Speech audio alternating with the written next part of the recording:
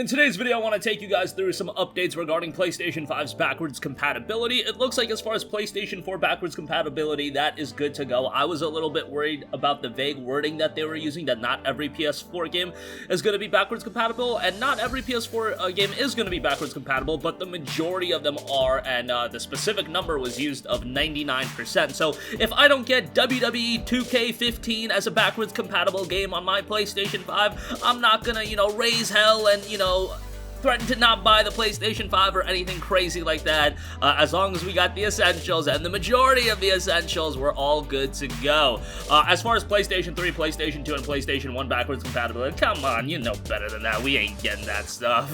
Sony's Jim Ryan also teases PlayStation 5 UI Reveal. There's some really cool stuff to come on that, so more reveals are coming. Yes, I know we're 2 months away. We don't know how the goddamn UI looks like, but, in the pandemic era, that's kind of to be expected. So let's talk all about that. PlayStation 5 backwards compatible with 99% of the PlayStation 4 library. This was noted by Sony Interactive Entertainment President and CEO Jim Ryan, and he told that to Washington Post, just noting 99% of PlayStation Plus subscribers will be able to take advantage of that backwards compatibility on day one of the console's launch via the PlayStation Plus collection, which includes access to 18 of the PlayStation 4's most critically acclaimed titles. Let's actually pull up what those games are. Probably titles the majority of you guys played, but good games nonetheless. Give me 1 second on that. Okay, here we have the lineup. Batman Arkham Knight, Battlefield 1, Bloodborne, Days Gone, Detroit Become Human, Fallout 4, Final Fantasy 15, God of War 2018, Infamous Second Son. Sorry for all you guys that just bought it on that sale. The Last Guardian, The Last of Us Remastered, Mortal Kombat X, Persona 5. It was noted base Persona 5, not Royal, Ratchet & Clank, Resident Evil 7, Biohazard, Monster Hunter World, Uncharted 4, Thieves End, and Until Dawn. Hey, if you're coming over from Xbox and you decided, hey, I'm gonna get a PS5 this time around, bruh, you got a solid lineup of games that you get just for being a PlayStation Plus subscriber, so I think that's pretty cool. Hopefully that they'll be adding to this collection as well. I think that'd be really cool, although I do think it would be beneficial if, Sony just consolidated their subscription services into one service. Like, now we got this, we got PlayStation Now, which I believe a lot of these games are on PlayStation Now. You got EA Access, which Battlefield 1 is definitely an EA Access, so getting a little bit confusing on that end, but nevertheless, there you have that. Okay, yeah. And also, PlayStation 5 won't have backwards compatibility with classic PlayStation games as far as PS2, PS3, and PS1. He noted, Famitsu asked, we were also surprised when we heard that it'll have 99% compatibility with PS4 titles. By the way, will there be compatibility with PS1, PS2, and PS3 titles? Jim Ryan noted, we keep in mind the engineering specialized for the PS5 as we produce the device. In the midst of that, the PlayStation 4 already has 100 million players. We thought they ought to want to play the PS4 titles on the PS5 as well indeed, so we included compatibility with PS4. While implementing that, we are also focused our efforts on taking in the high-speed SSD and the new controller DualSense at the same time. So unfortunately, we couldn't reach the implementation of such compatibilities. I find, questions that are obviously gonna have a negative reception when they're answered. I think it was kind of known that, we were hoping PS1, PS2, PS3 titles would be playable, but let's be honest, most of us knew it probably wasn't gonna happen.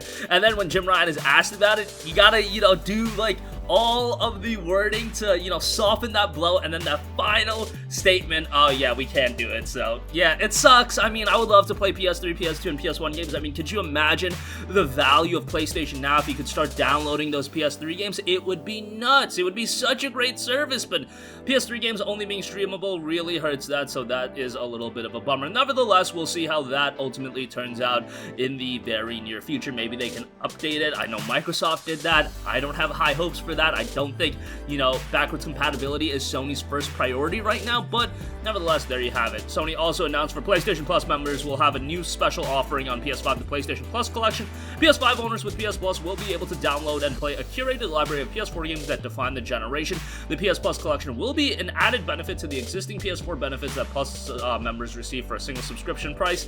Hopefully they don't up the Plus up price. I don't think they're going to do that, so let's see how all that turns out. Also, Jim Ryan spoke a little bit about the UI reveal. I think a lot of people are expecting, how is this thing actually going to look as far as its user interface? Well, Jim Ryan noted, we haven't shown yet any of the user experience of the PS5, and there's some really cool stuff to come on that. So yes, it is September 17th. The console is out November 12th. We still don't know how the damn UI looks like. This is a crazy console generation that we're about to head into. I think everything that went down with pre-orders yesterday kind of says a lot about 2020 as a whole. It was just mayhem. It was a freaking, like, everybody's just freaking out. The pre-orders are going live out of nowhere. I was calling GameStops locally, and they were all telling me, sorry, dude, we're sold out. I was like, holy hell, what is actually going on? What happened to signing up for that email thing to get pre-orders first? Sony was like, lol, nah. I saw that Wario64 put out a tweet of one of the Sony guys, I forget who it was, just talking about, oh, we're gonna let you guys know well ahead of time when pre-orders open. Oh, yeah, well ahead of time, being an hour in advance. Thankfully, I luckily got my pre-order in, but I know a lot of people that didn't,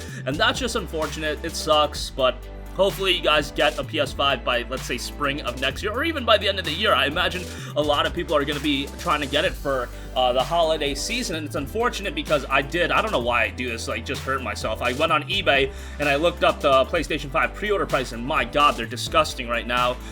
Somebody has PS5 piece of paper edition for $600. I really hope nobody's buying that and getting duped. I don't think that's, like, I'm sure you can get your money back on that. This eBay account has like 5 feedback too. But, what's it called? You're seeing consoles for $650 for the digital edition, $800 for the disc version. If we don't get more consoles available, I know Walmart is opening up more pre-orders on the 22nd, but man, if we don't get more consoles, this is just gonna go up in price by the time the release date actually comes. Like, there's a lot of hype right now. Imagine the hype that there's gonna be on November 5th, a week prior to the release of this, and we know more information and everything like that. Man, the anticipation's just gonna be greater. So hopefully you guys got your pre-order in. It's a complete mess right now. I really wish Sony would have handled opening up the pre-orders better.